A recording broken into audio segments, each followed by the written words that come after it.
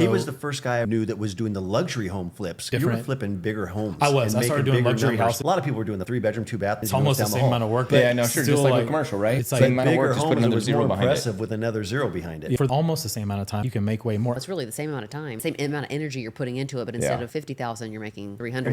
One thing that you have, Bo has a talent for seeing a vision of a big grandiose house. Yeah, I was always pretty good at the design part. I've seen what at you've least done. It's their feminine characteristics. They know how to pick the tile. I just can envision how I want the house to look. That's what made you successful. When you were flipping these houses, even the smaller ones. I was pretty good, yeah. He knew how to put stuff together to make even the cheaper homes look really good. So we were doing a lot of home flips, and then I got into the buy and hold, buying a bunch of residential houses. 2008 forced me way into it because we had like 4 or 5 houses that we were flipping. So I got in a situation where I'm like, man, I can't really sell them. But we put them on the market for rent, and they all rent in like a matter of 3 or 4 days. That's what got me into the long-term rental game and the single family stuff. We were able to buy these houses for 70, 80 grand. They rent for 1,500. So I started buying more and more. We started flipping houses again when the market started coming back, and continued to flip luxury houses, do more of the buy and hold on the smaller single family. And then I was buying most of my buildings through you guys outside of what the company owned stuff that I had. And I got into building. I would put up the money for builders to go build. We got into $2, $3, $4 million specs. For a while, it was great. You're like selling them at frame stage, but the cycle is so long. You have to buy the land. You have to get the permits. You can't predict the market. Yeah, I had $10, $12 million worth of specs on the ground. And I think it was 13 or 14 when the Houston oil market, the bottom fell out. Nobody was broke, but not one show. Kind of like just went flat. He was sweating bullets. There's He no was thinking price that was or probably anything. the scariest part of your career. Yeah, And how were you financing them? I was putting 20-25% down. I ended up getting out of it. I moved into one, staged it, it sold. I moved into the next one. I luckily sold them one by one, moved into them, sold them, moved into them, sold them. But it taught me a good lesson on keeping enough cash around